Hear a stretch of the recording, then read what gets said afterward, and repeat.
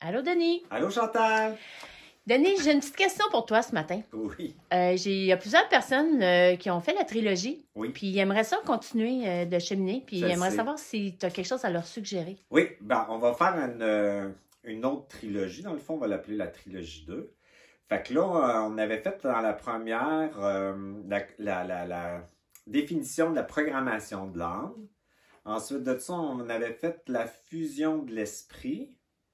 Puis la troisième, on fait la Bible. Sortir le monde du non-mouvement pour qu'il arrête de procrastiner. Fait que ça, c'est la première étape. Fait que l'autre étape qu'on doit faire, parce que la fusion avec l'esprit, elle doit se faire avec celle de la source. Puis la source, c'est l'amour inconditionnel, en fait, mais elle ne peut pas être installée, vraiment vécue d'une façon intelligente sans le principe de l'intelligence.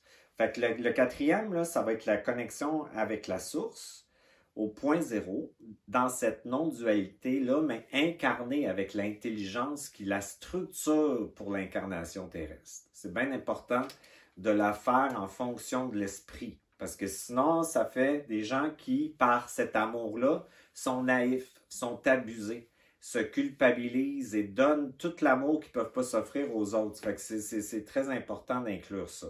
Puis l'intelligence, sans cet amour-là, ça fait des gens très froids, très dur, très cérébral, qui cherche des savoirs ou des connaissances, puis ça fait pas comme une espèce de coexistence avec les autres dans le respect. Fait que c'est important d'installer ça pour que ça soit bien vécu, bien intégré.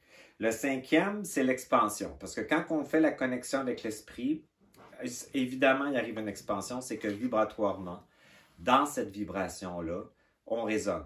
Puis par cette résonance-là, tout ce qui va devoir se manifester par l'esprit va se manifester facilement parce qu'on devient, par le point zéro, comme je vous explique, très magnétique. Mais il faut la tolérer. Il faut que cette intelligence-là devienne circulaire, 360 degrés. On appelle ça l'intelligence quantique. Fait qu'il faut la tolérer, que ça soit vécu sans choc, sans fracture, sans chute. Fait que cette expansion-là que l'esprit amène, elle vous amène, là, parce qu'éventuellement, le contact vous parle et vous parle au-dessus et vous amène dans des concepts fascinants. Et il faut tolérer cette expansion-là pour s'ajuster à soi-même, mais aux autres, à notre environnement, notre famille, puis nos amis. C'est important qu'on puisse faire coexister cette expansion-là avec les gens, des fois, qui n'ont pas la même expansion que nous. Fait qu'on le vit bien. Puis l'autre, le sixième, en fait, ça va être la neutralité au niveau des implants. Puis moi, je l'ai appelé le protocole d'inversion. Fait que ça l'inverse l'insécurité, qui est un implant au niveau du premier chakra. Le deuxième, ça l'inverse la limitation créative télépathique avec l'esprit, qui vous permet de créer votre vie. Le troisième implant qu'on inverse, c'est l'émotivité. Ça veut dire que c'est un implant qui est là au niveau du troisième chakra qui fait qu'on fusionne codépendance ou dépendance avec la pensée, l'émotion ou l'extérieur. Fait qu'on perd notre identité. Fait qu'on se met à savoir nos émotions, on les sent plus. Ça fait partie du cheminement aussi de ne plus sentir.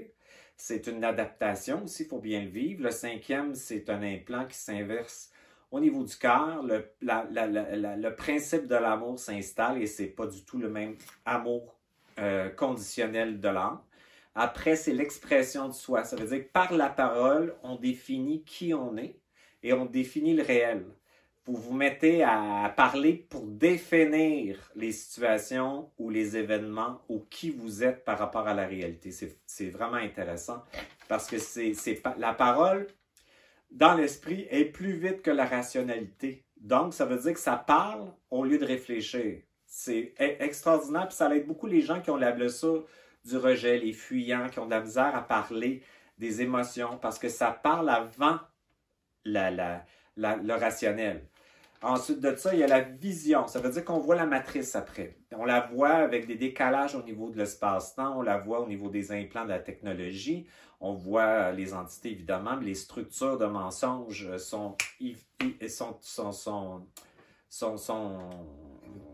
facilement décodées.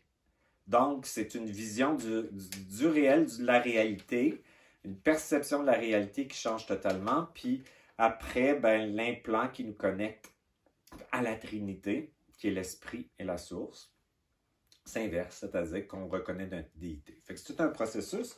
À chaque glande endocrine, dans le fond, on a eu des implants holographiques qui nous font percevoir le réel d'une façon distorsionnée, puis il faut neutraliser ça. Fait que cette démarche-là, ben, complète la première trilogie, puis permet aux gens de vraiment comprendre ce qui se passe, parce que c'est bien beau de le vivre, mais il faut comprendre pourquoi que les choses changent, puis être accompagné dans ce changement-là. Fait que c'est ce que j'offre comme deuxième trilogie. Est-ce que ça te satisfait, Chantal? Oui, ça semble Parfait. vraiment très intéressant. Merci beaucoup, Denis. Bienvenue!